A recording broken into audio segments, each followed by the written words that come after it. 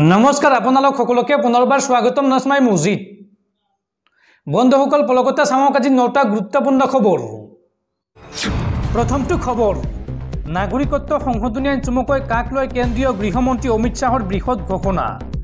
নিৰ্বাচনী অধিসূচনাৰ পূৰ্বেই দেশত বলবৎ হ'ব কা আৰু কা বলবৎকৰণত কোনেও বাধা দিব নোৱাৰে এই হুংকাৰ দেশৰ গৃহমন্ত্ৰী অমিত শাহৰ।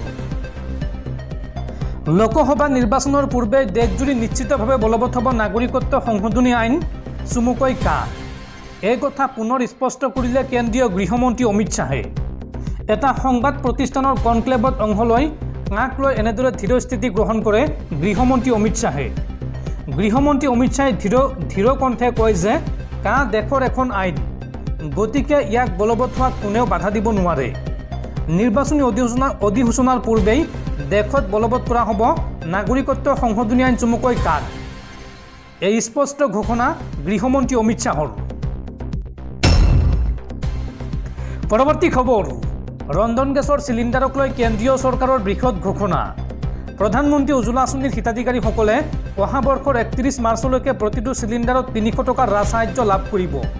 অৰ্থাৎ এবাৰ ৰিফিলিং কৰিলে 300 টকা ছাবচিডি পাব বেংক একাউণ্টত। আজিৰ দিনটোত এই বৃহৎ সিদ্ধান্ত গ্ৰহণ কৰিছে কেন্দ্ৰীয় কেবিনেটে। পৰৱৰ্তী খবৰ মুখ্যমন্ত্ৰীৰ সপোনৰ প্ৰকল্প গৰুখুটি প্ৰকল্পত ভয়ংকৰ কেলেংকাৰী। গৰুখুটিৰ পৰা 154 জনী গীৰ গাই অন্তৰ্ধান। 7 জন জনপ্ৰতিনিধিয়ে নিলে গৰুখুটিৰ 90 জনী গীৰ গাই। গৰুখুটি প্ৰকল্পৰ কেলেংকাৰী উদঙালে খোদ চৰকাৰী তথ্যই।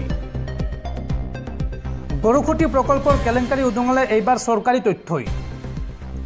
একাংশ বিষয়া কৰ্মচাৰীৰ বাবে ক্ষীৰতী গাইলৈ পৰিণত হৈছে গৰুখুটি প্ৰকল্প। চৰকাৰী তথ্য অনুসৰি প্ৰকল্পৰ পৰা 154 জনী গীৰ গাই অন্তৰ্ধান হৈছে। প্ৰকল্পলৈ অনা হৈছিল 300 গীৰ গাই আৰু ইয়াৰে 90 জনী গীৰ গাই 7 জন জনপ্ৰতিনিধিয়ে নিজৰ ফাৰ্মলৈ লৈ যোৱাৰ তথ্য ফাদিল হৈছে আৰু মৃত্যু হৈছে 56টাকৈ গীৰ গাইৰ। বাকী থকা 154 গীৰ গাই এপাৰ্টক ঘূৰাই দিয়া বুলি তথ্যত প্ৰকাশ পাইছে। কিন্তু গৰুখুটি প্ৰকল্পৰ পৰা কোনো গীৰ গাই পোৱা নাই বুলি প্ৰকাশ কৰিছে এপাৰ্টে। আৰু এই ক্ষেত্ৰত নিৰপেক্ষ তদন্ত বিচাৰিলে RTI কৰ্মী দিলীপ নাথে। বন্ধুসকল তাৰপিছত 4 নম্বৰ খবৰটো জনোৱাৰ আগতে আপোনালৈ এটা সৰু ৰিকুৱেষ্ট, যদি তালৈকে এইটো ভিডিঅ'ত লাইক কৰা নাই তেন্তে প্লিজ এটা লাইক কৰি দিয়ক আৰু এনেকুৱা ধৰণৰ নতুন নতুন ভিডিঅ' পাবলৈ চেনেলটো ছাবস্ক্ৰাইব কৰি কাষত থকা বেল আইকনটো প্ৰেছ কৰি ৰাখক। পৰৱৰ্তী খবৰ দেশৰ কোটি কোটি চৰকাৰী চাকৰিয়াল আৰু পেঞ্চনাৰ সকলোলৈ ভাল খবৰ। কেন্দ্ৰীয় চৰকাৰে পুনৰ বৃদ্ধি কৰিলে 4% DA অৰ্থাৎ মৰগীয়া বানচ। 1 জানুৱাৰী 2024 পৰা কৰ্মচাৰীসকলে লাভ কৰিব এই সুবিধা। দেশৰ কোটি কোটি চৰকাৰী কৰ্মচাৰীৰ বাবে ডাঙৰ উপহাৰ। পুনৰ 4% বৃদ্ধি কৰিলে মৰগীয়া বানচ। কেন্দ্ৰীয় চৰকাৰৰ কৰ্মচাৰী আৰু পেঞ্চনাৰসকল ইয়াৰ ফলত উপকৃত হ'ব। 1 জানুৱাৰী 2024 পৰা কৰ্মচাৰীসকলে লাভ কৰিব এই সুবিধা। মোদী চৰকাৰে কেবিনেটত ল'লে এই সিদ্ধান্ত। পৰৱৰ্তী খবৰ ৰাজ্যত পুনৰ আৰম্ভ হ'ল কা বিৰোধী আন্দোলন। কাৰ বিৰুদ্ধে এইবাৰ ৰাজ্যৰ 30টাকৈ সংগঠনৰ বাইক ৰেলী। মুখ্যমন্ত্ৰী হিমন্ত বিশ্ব শৰ্মা আৰু DGP GP সিঙে বন্ধ কৰিব নোৱাৰে কা বিৰোধী প্ৰতিবাদ। প্ৰতিবাদকাৰীসকলৰ মন্তব্য, তেজ দিম কিন্তু কেতিয়াও কা আমি মানি নলওঁ। পুনৰ ৰাজ্যত আৰম্ভ হ'ল কা বিৰোধী প্ৰতিবাদ। প্ৰধানমন্ত্ৰী আৰু মুখ্যমন্ত্ৰীৰ বিৰুদ্ধে গৰজি উঠিল প্ৰতিবাদকাৰী। হিমন্ত বিশ্ব শৰ্মা আৰু GP সিঙে বন্ধ কৰিব নোৱাৰে কা বিৰোধী প্ৰতিবাদ। প্ৰতিবাদকাৰীসকলৰ মন্তব্য, তেজ দিম কিন্তু কেতিয়াও কা আমি মানি নলওঁ। গুৱাহাটী, চিৰাং, তামুলপুৰ, সোণাৰী, ধেমাজি, বঙাইগাঁও, বোকাখাতত কাৰ বিৰুদ্ধে বাইক ৰেলী। আছুসহ ৰাজ্যৰ 30টাকৈ সংগঠনৰ আহ্বানত এই বাইক ৰেলী শতাধিক লোকৰ। প্ৰধানমন্ত্ৰী হুঁচিয়াৰ, মুখ্যমন্ত্ৰী হুঁচিয়াৰ, কা আমি নামানো শ্লোগানেৰে উত্তাল পৰিৱেশ। পৰৱৰ্তী খবৰ ৰাজ্যত আৰম্ভ হ'ল বিনামূলীয়া বিদ্যুতৰ বাবে পঞ্জীয়ন। যদি আপোনাক বিনামূলীয়া বিদ্যুৎ লাগে তেন্তে আজি এটা নম্বৰ সেভ কৰি লওক। এই সন্দৰ্ভত APDCL জাৰি কৰিছে এটা বিশেষ নম্বৰ। বিনামূলীয়াকৈ বিজুলী লাভৰ বাবে ফোন কৰক এটা বিশেষ নম্বৰত। যোগ্য ব্যক্তিয়ে লাভ কৰিব বিনামূলীয়া বিজুলী। এই সন্দৰ্ভত APDCL প্ৰকাশ কৰিছে জাননী। বিজুলী সেৱাৰ লগতে কৰিব পাৰিব উপাৰ্জন। আৰু ইতিমধ্যে আৰম্ভ হৈ গৈছে এই আঁচনিৰ পঞ্জীয়ন প্ৰক্ৰিয়া। প্ৰতিঘৰ পৰিয়ালক চৰকাৰে বিনামূলীয়াকৈ দিব বিদ্যুৎ। 3 কিলোৱাটৰ চলাৰ লগালে চৰকাৰে দিব ৭৮,০০০ টকাৰ ৰাজসাহায্য। 1 কিলোৱাটৰ লগালে 30,০০০ টকাৰ ৰাজসাহায্য দিব চৰকাৰে। আৰু 2 কিলোৱাটৰ চলাৰ লগালে ৬০,০০০ টকাৰ ৰাজসাহায্য দিব চৰকাৰে। এই আঁচনিৰ লাভ উঠাবলৈ শীঘ্ৰেই কৰক আবেদন। চলাৰ পেনেল লগাবৰ বাবে কেনেদৰে আবেদন কৰিব চাওঁ আহক। আপোনালোকে প্ৰথমতে ভিজিট কৰিব লাগিব APDCLৰ ৱেবছাইট। আপোনালোকে গুগল ক্ৰম বা কম্পিউটাৰত চাৰ্চ কৰক https://www.apdcl.org। ইয়াৰ পিছত PM সূৰ্য ঘৰৰ বাবে বিক্ৰেতাৰ পঞ্জীয়নত ক্লিক কৰক। তাৰ পিছত এখন প্ৰপত্ৰ খোল খাব আৰু প্ৰপত্ৰত নাম, ঠিকনা, মোবাইল নম্বৰ, ইমেইল, পান কাৰ্ডৰ নম্বৰ অথবা GSTIN নম্বৰ প্ৰদান কৰক আৰু যাৱতীয় সকলো নথিপত্ৰ দাখিল কৰি আবেদন কৰক। আৰু এই সন্দৰ্ভত সবিশেষ তথ্য জানিবলৈ বা কিবা সহায় লাগিলে আপোনালোকে APDCLৰ গ্ৰাহক সেৱা কেন্দ্ৰৰ নম্বৰ 1912 অথবা 7575999666ত যোগাযোগ কৰক। পৰৱৰ্তী খবৰ। মুখ্যমন্ত্ৰী হিমন্ত বিশ্ব শৰ্মাৰ ভয়ত এইবাৰ জৰা ফুকা বন্ধ কৰিলে বদৰুদ্দিন আজমলে। নিৰ্বাচনলৈকে জৰা ফুকা নকৰে বদৰুদ্দিন আজমলে। গ্ৰেপ্তাৰলৈ ভয় মৌলানা বদৰুদ্দিন আজমলৰ। আজিৰ দিনটোত এই কথা প্ৰকাশ কৰি মন্তব্য কৰিছে বদৰুদ্দিন আজমলে।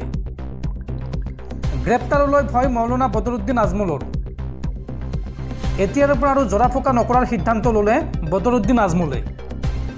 হিমন্ত বিশ্ব শৰ্মাৰ ভয়ত বন্ধ হ'ল আজমলৰ জৰা ফুকা। নিৰ্বাচনলৈকে জৰা ফুকা নকৰে বদৰুদ্দিন আজমলে। জৰা ফুকা কৰিলে মুখ্যমন্ত্ৰীয়ে নিক্ষেপ কৰিব পাৰে জেললৈ। সাংসদ বদৰুদ্দিন আজমলে আজি নিজেই ক'লে এই কথা। হিমন্ত বিশ্ব শৰ্মাৰ হুংকাৰৰ পাছতেই নৰম হৈছে আজমলৰ সুৰ। পৰৱৰ্তী খবৰ। 2024 লোকসভা নিৰ্বাচনক লৈ ডাঙৰ ঘোষণা। বহাগ বিহুৰ পূৰ্বে অসমত ভোট গ্ৰহণৰ সম্ভাৱনা আৰু লোকসভা নিৰ্বাচনক লৈ নিৰ্বাচন আয়োগৰ পৰ্যালোচনা বৈঠক। বহাগ বিহুৰ পূৰ্বে অসমত ভোট গ্ৰহণৰ সম্ভাৱনা। এই সন্দৰ্ভত গুৱাহাটীত উপস্থিত নিৰ্বাচন আয়োগৰ দল। লোকসভা নিৰ্বাচনক লৈ নিৰ্বাচন আয়োগৰ পৰ্যালোচনা বৈঠক অনুষ্ঠিত। হোটেল ৰেডিছন বুলত নিৰ্বাচন আয়োগৰ দল। মুখ্য সচিব আৰু DGPৰ সৈতে বৈঠক নিৰ্বাচন আয়োগৰ।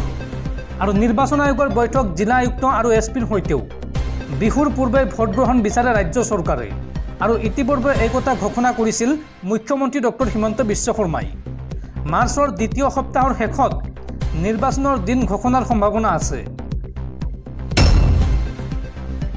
পৰৱৰ্তী খবৰ।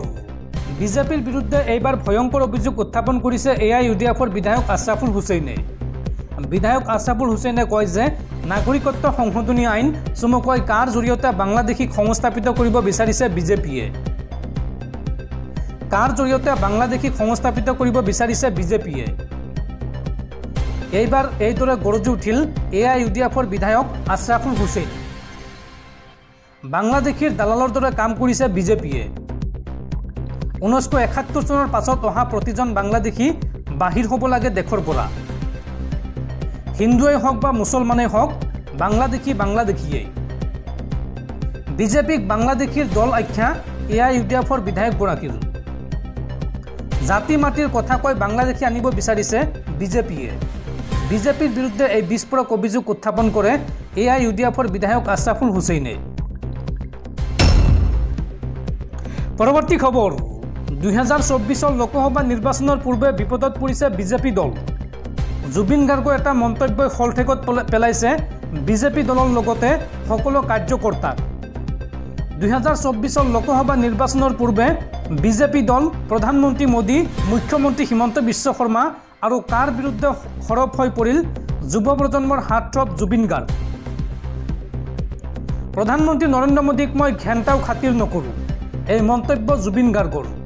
জুবিন গাৰ্গে লগতে কয় যে প্ৰধানমন্ত্ৰী হৈও ভালদৰে ইংৰাজী ক'ব নাজানে নৰেন্দ্ৰ মোদীয়ে। প্ৰথমে ইংৰাজী ভালকৈ শিকি লওক নৰেন্দ্ৰ মোদীয়ে। এই আহ্বান যুৱ প্ৰজন্মৰ হাতত জুবিন গাৰ্গৰ। নৰেন্দ্ৰ মোদীয়ে দেশত ভাল কাম কৰি থকা নাই। নৰেন্দ্ৰ মোদীয়ে ভাইৰ বেহনো বুলি কৈ থাকিলেই নহয়। প্ৰধানমন্ত্ৰী নৰেন্দ্ৰ মোদীয়ে গণতন্ত্ৰ শেষ কৰি পেলাইছে। প্ৰধানমন্ত্ৰী নৰেন্দ্ৰ মোদীক তোলা ধুনা জুবিন গাৰ্গৰ। আৰু কা বলবৎ কৰিলে অসমৰ ৰাইজে কোনেও বিজেপিক ভোট নিদিব। ৰাজ্যবাসীক এই আহ্বান জুবিন গাৰ্গৰ। বিজেপিক ভোট নিদিবলৈ এইবাৰ মুকলি আহ্বান যুৱ প্ৰজন্মৰ হাতত জুবিন গাৰ্গৰ।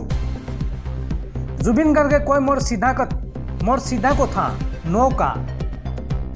মই থকালৈকে অসমত কা বলবৎ হ'ব নোৱাৰে। মই জুবিন গাৰ্গ, মোক মাৰিবলৈ কাৰো হিম্মত নাই। মই কাৰো চাকৰ নহয়। হিমন্ত বিশ্ব শৰ্মা, জি পি সিং কাকোকে মই ঘেণ্টাও খাতিৰ নকৰোঁ, এই মন্তব্য জুবিন গাৰ্গৰ। জুবিন গাৰ্গে লগতে কয় অসমত কা বলবৎ হ'বলৈ নিদিওঁ। কা আনিলে কোনেও বিজেপিক ভোট নিদিব। 5টা ল'ৰা শ্বহীদ হ'ল আৰু কাকো মৰিবলৈ নিদিওঁ, এয়া মোৰ চিধা কথা। যুৱ প্ৰজন্মৰ হাতত জুবিন গাৰ্গৰ এই হুংকাৰ এতিয়া কঁপাইছে হিমন্ত বিশ্ব শৰ্মাৰ চৰকাৰক। কা আৰু প্ৰধানমন্ত্ৰী মোদীক লৈ এক সংগীত অনুষ্ঠানৰ মাজতে এইদৰে সৰব হৈ পৰিল জুবিন গাৰ্গ।